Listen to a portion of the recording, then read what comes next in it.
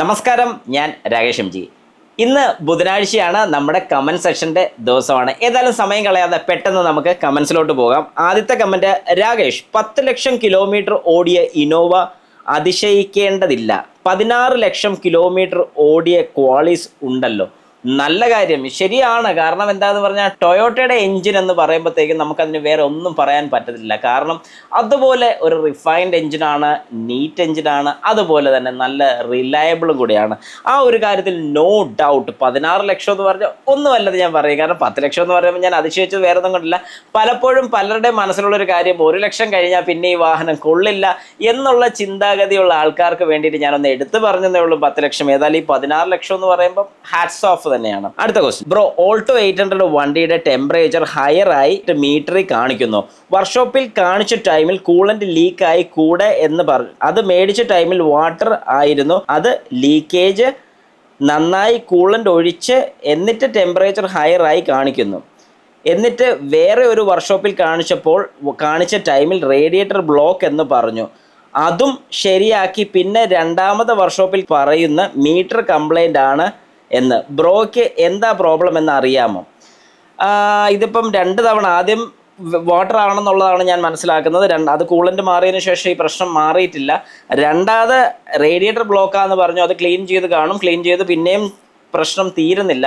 മൂന്നാമത്തെ അല്ലെങ്കിൽ രണ്ടാമത്തെ ആ ഷോറൂം മീൻസ് വർക്ക്ഷോപ്പിലുള്ള ആൾ പറയുന്നത് ഇത് മീറ്ററിൻ്റെ കംപ്ലൈൻ്റ് ആയിരിക്കും. നമുക്കിത് വളരെ വ്യക്തമായിട്ട് അല്ലെങ്കിൽ വളരെ സിമ്പിളായിട്ട് മനസ്സിലാക്കാൻ സാധിക്കുന്ന ഒരു കാര്യം എന്ന് പറഞ്ഞാൽ, വാഹനം ഓടിക്കുന്ന സമയത്ത് AC ഓൺ ചെയ്തിട്ട് വാഹനം ഓടിക്കുന്ന സമയത്ത് AC വർക്ക് ചെയ്യുന്നുണ്ട്, വേറെ ഓടിക്കുമ്പോൾ പ്രശ്നങ്ങളൊന്നുമില്ല.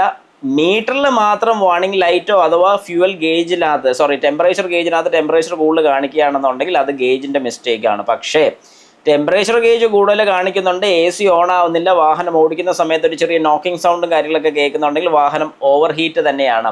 പിന്നെ ഈ ഓവർ ഹീറ്റ് റേഡിയേറ്ററിൻ്റെ പ്രശ്നം കൊണ്ടാണെന്ന് തന്നെ ഇരിക്കട്ടെ, പക്ഷേ ഒരു തവണയോ അല്ലെങ്കിൽ രണ്ട് തവണയ്ക്ക് മുകളിൽ വാഹനം ഓവർ ഹീറ്റ് ആയിട്ടുണ്ടെന്നുണ്ടെങ്കിൽ റേഡിയേറ്ററിൻ്റെ കംപ്ലൈൻ്റ് ഒക്കെ തീർത്താൽ പോലും പിന്നെയും ഓവർ ഹീറ്റ് കാണിക്കും. കാരണം നമ്മുടെ വാഹനത്തിൻ്റെ ഹെഡ് ഗ്യാസ്കറ്റിന് കംപ്ലൈൻ്റ് ആയി കഴിഞ്ഞു. അപ്പോൾ നിങ്ങൾ മനസ്സിലാക്കേണ്ട ഒരു കാര്യം എന്ന് പറഞ്ഞാൽ, എത്രയും പെട്ടെന്ന് തന്നെ വാഹനത്തിൻ്റെ ഹെഡ് ഗ്യാസ്കറ്റ് മാറുക. വേറെ കൂടുതലൊന്നും ചിന്തിക്കാൻ പോകണ്ട. വാട്ടർ പമ്പ്, തെർമോസ്റ്റാറ്റ്, വാൽവും കൂടെ ഒന്ന് ചെക്ക് ചെയ്ത് നോക്കുക, ജസ്റ്റ് ഒരു കൺഫർമേഷന് മാത്രം. പക്ഷേ ഇങ്ങനെ ഒരു സിറ്റുവേഷൻ, അതായത് ഓവർ ഹീറ്റ് വൺസ് ഉണ്ടായിട്ടുണ്ടെന്നുണ്ടെങ്കിൽ ഉറപ്പായിട്ടും നിങ്ങളുടെ ഹെഡ് ഗ്യാസ്കറ്റ് പോകാനുള്ള ചാൻസസ് കൂടുതലാണ്. അത് മാറി വിടുന്നത് നല്ലതായിരിക്കും എന്ന് ഞാൻ റെക്കമെൻഡ് ചെയ്യും. അടുത്തത്, സ്റ്റാർട്ടിംഗ് ഇഷ്യൂ ഉണ്ടാകുമോ? ഈ ഒരു ചോദ്യം വന്നിരിക്കുന്നത് ക്ലച്ച് സ്വിച്ച് കംപ്ലൈൻറ്റ് വന്നാൽ എന്താണ് പ്രശ്നം എന്ന് ചോദിച്ചിരിക്കുന്ന അല്ലെങ്കിൽ അങ്ങനെ ചെയ്തിരിക്കുന്ന ഒരു വീഡിയോയ്ക്കാണ്. സ്റ്റാർട്ടിങ്ങിന് ഇഷ്യൂ ഉണ്ടാകുമെന്ന് ചോദിച്ചാൽ 100% ഉണ്ടാകും. കാരണം ക്ലച്ച് സ്വിച്ച് എന്തിനാണെന്ന് ചോദിച്ചു കഴിഞ്ഞാൽ, ക്ലച്ച് അപ്ലൈ ചെയ്തു എന്ന് വാഹനത്തിൻ്റെ ECM അറിയാൻ വേണ്ടിയിട്ടാണ് ക്ലച്ച് സ്വിച്ച് കൊടുത്തിരിക്കുന്നത്. അപ്പോൾ ഈ ക്ലച്ച് സ്വിച്ചിന് ഒരു കംപ്ലൈൻറ്റ് ഉണ്ടെന്നുണ്ടെങ്കിൽ വാഹനം സ്റ്റാർട്ട് ആകില്ല. പിന്നെ ഇപ്പോഴത്തെ വാഹനങ്ങൾക്ക് 2 ക്ലച്ച് സ്വിച്ച് ഉണ്ട്. അതായത് ഒന്ന് നമ്മൾ അപ്ലൈ ചെയ്യുന്ന സമയത്ത് വാഹനം ഡിസെൻഗേജ് ആയെന്നും, തിരിച്ച് കാലെടുക്കുന്ന സമയത്ത് വാഹനം എൻഗേജ്ഡ് ആയത്, ക്ലച്ച് എൻഗേജ്ഡ് ആയെന്നുള്ളത് ECM അറിയാൻ വേണ്ടിയിട്ട്, അല്ലെങ്കിൽ ആ ഒരു ഡിസ്റ്റൻസ് കൃത്യമായിട്ട് അറിഞ്ഞ് അതിനനുസരിച്ച് ആക്സിലറേറ്റർ കൊടുക്കാനും ആക്സിലറേഷൻ കുറയ്ക്കാനും, അതായത് അത്രത്തോളം ഫ്യൂവൽ കൺസ്യൂം ചെയ്യാനും ഫ്യൂവൽ കൊടുക്കാനും ഫ്യൂവൽ കട്ട് ചെയ്യാനും കൂടെ വേണ്ടിയിട്ട് ഇങ്ങനെ ഒരു ഓപ്ഷൻ കൊടുത്തിരിക്കുന്നത്. അപ്പം 2 ക്ലച്ച് സ്വിച്ചിൽ ഒരു ക്ലച്ച് സ്വിച്ച് മാത്രമേ ഉള്ളൂ നമ്മൾ സ്റ്റാർട്ടിങ് ഫംഗ്ഷനായിട്ട് യൂസ് ചെയ്യുന്നുള്ളൂ. ആ ഒരു സ്വിച്ചിന് കംപ്ലൈൻറ്റ് ഉണ്ടെങ്കിൽ മാത്രം ഈ പറഞ്ഞൊരു പ്രോബ്ലം കാണിക്കത്തുള്ളൂ, അതായത് വാഹനം സ്റ്റാർട്ട് ആകാതെ വരത്തുള്ളൂ. അപ്പം എപ്പോഴെങ്കിലും വാഹനം സ്റ്റാർട്ട് ആകാതെ വരുമോ, അല്ലെങ്കിൽ ക്ലച്ച് ഒരു തവണ അപ്ലൈ ചെയ്തിട്ട് സ്റ്റാർട്ട് ആകാതെ വരുമോ, 2-3 വട്ടം പമ്പ് ചെയ്ത് കഴിഞ്ഞപ്പോൾ സ്റ്റാർട്ട് ആയിട്ടുണ്ടെന്നുണ്ടെങ്കിൽ നിങ്ങൾക്ക് ഉറപ്പിക്കാം നിങ്ങളുടെ വാഹനത്തിൻ്റെ ക്ലച്ച് സ്വിച്ചിന് കംപ്ലൈൻറ്റ് ഉണ്ടെന്ന്. എന്താണ് സ്മാർട്ട് ഹൈബ്രിഡ് എന്നുള്ളതിനെ കുറിച്ചൊരു വീഡിയോ ഞാൻ ചെയ്തിട്ടുണ്ടായിരുന്നു. അതിൽ വന്നിരിക്കുന്ന ഒരു കമൻറ്റ് ആണ്, സ്മാർട്ട് ഹൈബ്രിഡ് കാർ CNGയിലേക്ക് കൺവേർട്ട് ചെയ്യാൻ സാധിക്കുമോ? ഒരു കാരണവശാലും CNG അല്ലാത്ത വാഹനത്തിനെ CNGയിലോട്ട് കൺവേർട്ട് ചെയ്യാൻ ഞാൻ റെക്കമെൻഡ് ചെയ്യില്ല. എൻ്റെ പേഴ്സണൽ അഭിപ്രായമാണ് ഞാൻ പറയുന്നത്. അത് വേറൊന്നും കൊണ്ടല്ല, പലരുടെയും അനുഭവത്തിൻ്റെ വെളിച്ചം കൂടിയിട്ടാണ് ഞാനിപ്പോൾ എല്ലാവരുമായിട്ട് ഷെയർ ചെയ്യുന്നത്. കാരണം പലരും എന്നോട് ചോദിക്കുമായിരിക്കും, CNG ആക്കി കഴിഞ്ഞാൽ ഭയങ്കര ലാഭമാണ്, കാരണം നമുക്ക് അതുപോലെ കോസ്റ്റ് എഫിഷ്യൻ്റ് ആവും, നല്ല മൈലേജ് കിട്ടും. ഇതൊക്കെ ഞാൻ സമ്മതിക്കാം. പക്ഷേ എത്ര പേര് നിങ്ങളുടെ വാഹനത്തിൻ്റെ എഞ്ചിന് കംപ്ലൈൻറ്റ് വരുമോ ഇല്ലയോ എന്ന് ചിന്തിക്കുന്നില്ല. CNGയുടെ പ്രൈസ് കൂടിക്കൊണ്ടിരിക്കുന്നു. പണ്ട് എനിക്ക് ഇന്നും ഓർമ്മയുണ്ട്, ഞാനൊക്കെ അതായത് പെട്രോളൊക്കെ അടിക്കുന്ന സമയത്ത് എനിക്ക് തോന്നുന്നൊരു 35-40 രൂപയ്ക്ക് പെട്രോൾ അടിച്ചാൽ ഓർക്കുന്നുണ്ട്. ഇപ്പോൾ ആ പെട്രോളിന് 106 രൂപ വില വന്ന് നിൽക്കുന്ന ഒരു സാഹചര്യമാണ്. CNGക്കും പ്രൈസ് കൂടും. ഇപ്പോൾ ഉടനെ കൂടത്തില്ലായിരിക്കും, കുറച്ച് കഴിയുമ്പോൾ കൂടാം, എന്നാൽ ആ സമയം വരെ യൂസ് ചെയ്യാമല്ലോ എന്ന് വിചാരിക്കുന്ന ആൾക്കാർക്ക് ചെയ്യാം, ഒരു കുഴപ്പമില്ല. പക്ഷേ നിങ്ങളുടെ വാഹനത്തിൻ്റെ എഞ്ചിന് കംപ്ലയിൻറ്റ് വരാനുള്ള ചാൻസസ് വളരെ കൂടുതലാണ്. സമയത്തിൻ്റെ ഒരു കുറവ് കൊണ്ടാണ് ഞാൻ ഒരു വീഡിയോ അതിനെക്കുറിച്ച് തയ്യാറാക്കിക്കൊണ്ടിരിക്കുന്നുള്ളൂ. CNGയുടെ കുറിച്ച് ഡീറ്റെയിൽഡ് ആയിട്ട്, അതായത് അതിന് വരാൻ സാധ്യതയുള്ള കംപ്ലയിൻസുകളെല്ലാം നോട്ട് ചെയ്ത് മെൻഷൻ ചെയ്ത്, അത് ശരിക്കും ഞാനത് അതിനുവേണ്ടി റെഫർ ചെയ്യുന്നത് ഒരു ബ്രൗഷർ തന്നെയാണ്. അതായത് ഇതിൻ്റെ CNGയുടെ കമ്പനീസിൻ്റെ ഒരു ബ്രൗഷർ യൂസ് ചെയ്താണ് ഞാൻ ആ ഒരു വീഡിയോ ചെയ്യുന്നത്. ഏതായാലും ഉടനെ തന്നെ ആ വീഡിയോ വരുന്നതായിരിക്കും. കൃത്യമായിട്ടുള്ള ഇൻഫർമേഷൻ ഔട്ട്സൈഡിൽ ഇപ്പം ഞാൻ നടത്തുന്ന ഒരു സ്ഥാപനം എന്താണോ ഞാൻ അതിനെക്കുറിച്ചൊന്ന് ഹൈക്ക് ചെയ്തേ പറയാൻ ശ്രമിക്കത്തുള്ളൂ. ഒരിക്കലും ഞാൻ പറയത്തില്ല ഇത് വെച്ച് കഴിഞ്ഞാൽ ഇങ്ങനെ ഒരു പ്രശ്നം വരുമെന്ന് ഒരാളും പറയത്തില്ല. പക്ഷേ ഇത് അനുഭവം ഉള്ള ആൾക്കാർക്ക് അല്ലെങ്കിൽ പണി കിട്ടിയിട്ടുള്ള ആൾക്കാർ വളരെ ചുരുക്കമായിരിക്കും. അങ്ങനെ ചുരുക്കം ഞാൻ ഉദ്ദേശിച്ചത് പുറത്ത് പറയുന്നത് വളരെ ചുരുക്കമായിരിക്കും. അങ്ങനെയുള്ള ആൾക്കാരെ കണ്ടുപിടിച്ചിട്ടാണ്, അല്ലെങ്കിൽ നിങ്ങൾക്ക് അങ്ങനെയുള്ള ആരെങ്കിലും പരിചയമുണ്ടെങ്കിൽ ജസ്റ്റ് ഒന്ന് കമൻറ്റും കൂടെ, അല്ലെങ്കിൽ അവരുടെ ഉണ്ടായ ഒരു പ്രോബ്ലം കൂടെ ജസ്റ്റ് ഒന്ന് മെൻഷൻ ചെയ്യുമെങ്കിൽ ഏറ്റവും നല്ലതായി. ഹാൻഡ് ബ്രേക്ക് സ്റ്റക്ക് ആവുന്നതിനെ കുറിച്ച് ഞാനൊരു വീഡിയോ ചെയ്തിട്ടുണ്ടായിരുന്നു. അതിന് വന്നിരിക്കുന്ന ഒരു കമൻറ്റാണ്, ഓട്ടോമാറ്റിക് കാറിൽ ഇങ്ങനെ തന്നെയാണോ? 100% ഇങ്ങനെ തന്നെയാണ്. അതായത് ഓട്ടോമാറ്റിക് വാഹനമാണ് നിങ്ങൾ യൂസ് ചെയ്തിരിക്കുന്നത്, AMT വാഹനമല്ല. ഞാനൊരു ഓട്ടോമാറ്റിക് വാഹനത്തിനെ കുറിച്ചാണ് പറയുന്നത്. ഓട്ടോമാറ്റിക് വാഹനം നിങ്ങൾ പാർക്ക് ചെയ്യുകയാണെങ്കിൽ P മോഡിലോട്ട് ഇട്ട് കഴിഞ്ഞാൽ ഗിയർ ബോക്സിൽ അവിടെ അങ്ങനെ ലോക്ക് വീഴുന്ന സമയത്ത് നമുക്കൊരു ഗുണം എന്താണെന്ന് ചോദിച്ചു കഴിഞ്ഞാൽ ഫ്രണ്ട് വീല് ലോക്ക്ഡ് ആണ്, ടൈറ്റ് ആണ്, അത് പിന്നെ അനങ്ങത്തില്ല. അപ്പോൾ ഒരു കാര്യം ഞാൻ അത് വ്യക്തമായിട്ട് എടുത്ത് പറയാൻ ആഗ്രഹിക്കുന്നു പറഞ്ഞാൽ, നിരപ്പിലാണ് നിങ്ങൾ പാർക്ക് ചെയ്യുന്നുണ്ടെങ്കിൽ ഒരു കാരണവശാലും ഹാൻഡ് ബ്രേക്ക് യൂസ് ചെയ്യണ്ട. ഇനി കയറ്റത്തിലോ ഇറക്കത്തിലോ ആണെന്നുണ്ടെങ്കിൽ, ഓട്ടോമാറ്റിക് വാഹനമാണെന്നുണ്ടെങ്കിൽ ചെറുതായിട്ടൊന്ന് ഹാൻഡ് ബ്രേക്ക് അപ്ലൈ ചെയ്താൽ മതി, ഒന്ന് കൊണ്ട് നിൽക്കുന്ന രീതിക്ക്. കാരണം ഒരു കാരണവശാലും ഇതിൻ്റെ ടയർ ഉരുളത്തില്ല. എന്നാലും ഒരു സപ്പോർട്ടിൻ്റെ പേരിൽ മാത്രമാണ് ഞാൻ ഈ പറയുന്ന പോലെ ഒരു ഹാൻഡ് ബ്രേക്ക് ഒന്ന് ജസ്റ്റ് പുള്ളി ചെയ്ത് വെക്കാൻ വേണ്ടി പറയുന്നത്. ഒരു കാരണവശാലും ടൈറ്റ് ചെയ്യേണ്ട.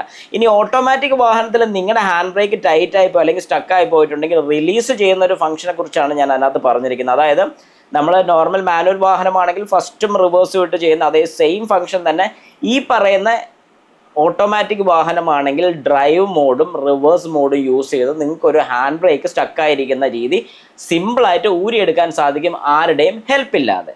ആക്സെൻ്റ് വീഡിയോയിൽ ഞാൻ ചെയ്തതിനകത്ത് വന്നിരിക്കുന്ന ഒരു കമൻറ്റാണ്, ഞങ്ങൾ സാൻഡ്രോ സ്വിംഗ് ഉപയോഗിക്കുന്നവരുടെ കൂട്ടായ്മയിൽ ധാരാളം പേര് പറയുന്ന ഒരു കംപ്ലൈൻറ്റിനെ കുറിച്ചാണ് MG ഇപ്പോൾ പറഞ്ഞത്. ഹീറ്റ് ആയാൽ പിന്നെ സ്റ്റാർട്ട് ആകാത്ത അവസ്ഥ, ഒരുപാട് പണികൾ ചെയ്തു നോക്കിയിട്ടും ശരിയാകാത്തവർ ഇപ്പോഴുമുണ്ട്. ഓക്കെ, അപ്പോൾ ശരിക്കും പറഞ്ഞാൽ അവിടെ എന്താണ് സംഭവം എന്നുള്ളത് അറിയണമെന്നുണ്ടെങ്കിൽ എനിക്ക് ഒന്നെങ്കിൽ ആ ഒരു സിറ്റുവേഷൻ ഒന്ന് കാണിച്ചു തരുമോ, അല്ലെങ്കിൽ ആ ഒരു കംപ്ലൈൻറ്റ് ഒന്ന് കാണിച്ചു തരാമെന്നുണ്ടെങ്കിൽ കൃത്യമായിട്ട് അവിടെ എന്താണ് സംഭവിക്കുന്നത് ഞാൻ പറഞ്ഞുതരാം. പക്ഷേ ഇതിൽ എൻ്റെ ഒരു കുറച്ച് അസംഷൻസ് ഞാൻ പറഞ്ഞുതരാം, നിങ്ങൾ ഈ പറഞ്ഞ കാര്യങ്ങളൊന്ന് ചെക്ക് ചെയ്യാം. ഒന്നാമത്തെ കാര്യം, ഹീറ്റ് ആകുന്ന സമയത്ത് വാഹനം സ്റ്റാർട്ട് ആകാതെ വരികയാണെങ്കിൽ മെയിൻ റോള് കളിക്കുന്ന ഒരാളാണ് നമ്മുടെ ബാറ്ററി. അതായത് വാഹനത്തിൻ്റെ ബാറ്ററിക്ക് ഇതിലൊരു വലിയ റോള് തന്നെയുണ്ട്. കാരണം ഹീറ്റ് ആവുന്ന സമയത്ത് എന്തുകൊണ്ട് ബാറ്ററിക്ക് ഇങ്ങനെ ഒരു പ്രശ്നം വരുന്നു എന്ന് ചോദിച്ചു കഴിഞ്ഞാൽ, നമ്മുടെ വാഹനത്തിൻ്റെ ബാറ്ററി ചാർജ് ആയിക്കൊണ്ടിരിക്കുന്നു വാഹനം സ്റ്റാർട്ട് ചെയ്ത് ഓടുന്ന സമയത്തെല്ലാം. അതേ സ്ഥാനത്ത് വാഹനത്തിൻ്റെ ബാറ്ററിക്ക് എന്തെങ്കിലും കംപ്ലൈൻറ്റ് ഉണ്ടെന്ന് സങ്കല്പിക്കുക. അതായത് വാഹനത്തിൻ്റെ ബാറ്ററിയിൽ ഒരു ഷോർട്ട് സർക്യൂട്ട് ഉണ്ടെന്ന് നമുക്ക് സങ്കല്പിക്കാം. അങ്ങനെ ഒരു ഷോർട്ട് സർക്യൂട്ട് ഉണ്ടെന്നുണ്ടെങ്കിൽ എന്താണ് സംഭവിക്കുന്നത് ചോദിച്ചു കഴിഞ്ഞാൽ, വാഹനം സ്റ്റാർട്ടായി ബാറ്ററിയിലോട്ട് ചാർജ് കയറിക്കൊണ്ടിരിക്കുന്ന സമയത്ത് അവിടെ ബാറ്ററിക്ക് കംപ്ലൈൻറ്റ് ഉണ്ടെങ്കിൽ ഇവിടെ സെൽഫ് ഡിസ്ചാർജ് ഉണ്ടായിക്കൊണ്ടിരിക്കുകയാണ്. അതായത് വാഹനത്തിൻ്റെ ബാറ്ററിക്ക് അകത്ത് തന്നെ ഷോർട്ട് ഉണ്ടായിട്ട് അവിടെ നിന്ന് ബാറ്ററി ലീക്ക് ആയിക്കൊണ്ടിരിക്കുക അല്ലെങ്കിൽ ഇറങ്ങിക്കൊണ്ടിരിക്കുകയാണ്. അങ്ങനെ സംഭവിക്കുമ്പോഴത്തേക്കും ബാറ്ററി ഹീറ്റ് ആവുകയും ചെയ്യും.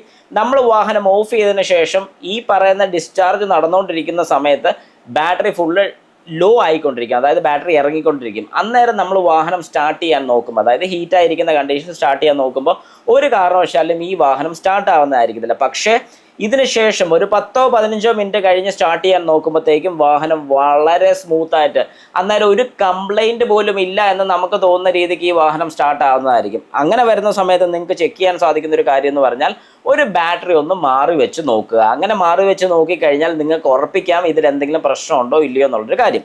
ഇതൊന്നാമത്തെ കാര്യം. രണ്ടാമത്തെ കാര്യം നിങ്ങൾ മനസ്സിലാക്കേണ്ടതെന്ന് പറഞ്ഞാൽ, വാഹനത്തിൻ്റെ കൂളിംഗ് സിസ്റ്റം അല്ലെങ്കിൽ കൂളൻറ്റിൻ്റെ സിസ്റ്റം കറക്റ്റ് ആണോ എന്നൊന്ന് നോക്കുക. കാരണം ഏതെങ്കിലും രീതിക്ക് വാഹനം ഓവർ ഹീറ്റ് ആകുന്നുണ്ടെന്നുണ്ടെങ്കിൽ ഉറപ്പായിട്ടും നമ്മുടെ വാഹനം സ്റ്റാർട്ട് ആകാൻ ഡിലേ കാണിക്കും.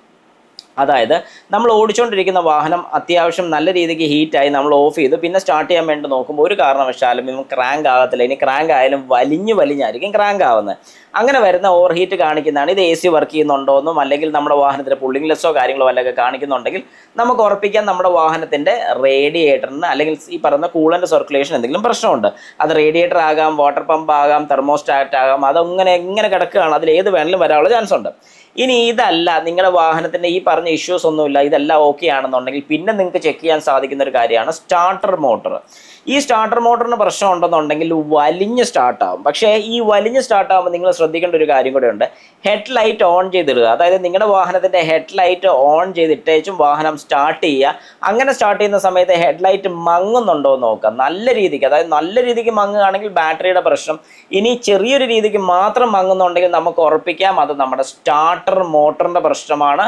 സ്റ്റാർട്ടർ മോട്ടർ അഴിച്ചു കൊടുത്തൊന്ന് ഓവറോൾ ചെയ്യുകയാണെങ്കിൽ ഈ പറഞ്ഞൊരു പ്രശ്നം തീർന്നു കിട്ടുന്നതായിരിക്കും. കഴിഞ്ഞ ദിവസം ഞാൻ ചെയ്ത ഡാഷ് ക്യാമിന് വന്നിരിക്കുന്ന ഒരു കമൻ്റാണ്, boss you have to answer to this, take it as my request. വീട്ടിൽ നിർത്തിയിടുന്ന കാറാണ്, വല്ലപ്പോഴും മാത്രം എടുക്കാറുള്ളൂ, മന്ത്ലി 1 or 2. ഇവിടെ ഹാർഡ്വെയർ കിറ്റ് കൊടുത്താൽ ബാറ്ററി ഡൗൺ ആയി കാറ് സ്റ്റാർട്ട് ആകാതെ വരുമോ? മാസത്തിൽ 1 or 2 എന്നാണ് പറഞ്ഞിരിക്കുന്നത്. അങ്ങനെയാണെങ്കിൽ 30 ദിവസത്തിൽ 15 ദിവസമെങ്കിലും ആ വാഹനം വെറുതെ ഇട്ടിരിക്കുകയായിരിക്കും മിക്കപ്പോഴും, അല്ലെങ്കിൽ ചിലപ്പോൾ 30 ദിവസം വരെ ഇരിക്കും. അങ്ങനെയാണെങ്കിൽ ഒരു കാരണവശാലും ഹാർനസ് കിറ്റ് യൂസ് ചെയ്യണ്ട എന്നേ ഞാൻ പറയത്തുള്ളൂ. അതായത് ഹാർഡ്വെയർ കിറ്റ് നിങ്ങൾ യൂസ് ചെയ്ത് കഴിഞ്ഞാൽ വരുന്നൊരു കുഴപ്പം എന്താണെന്ന് പറഞ്ഞാൽ വാഹനത്തിൻ്റെ ബാറ്ററിയിൽ നിന്ന് തന്നെയാണ് നമ്മുടെ ഡാഷ് ക്യാമിലോട്ടുള്ള പവർ സപ്ലൈ എടുക്കുന്നത്. വളരെ ചെറിയ കറണ്ട് മാത്രം കൺസ്യൂം ചെയ്യുള്ളൂ എന്ന് പറഞ്ഞാൽ പോലും നമ്മുടെ വാഹനത്തിൽ അല്ലാതെ തന്നെ കൺസ്യൂം ചെയ്യുന്ന ഒരുപാട് കാര്യങ്ങളുണ്ട്. അതായത് നമ്മുടെ സ്റ്റീരിയോ, നമ്മുടെ ക്ലോക്കിൻ്റെ ടൈം, ഇങ്ങനത്തെ ഓരോ കാര്യങ്ങളും നമ്മുടെ വാഹനത്തിൻ്റെ ബാറ്ററി കൺസ്യൂം ചെയ്ത് യൂസ് ചെയ്യുന്നുണ്ട്.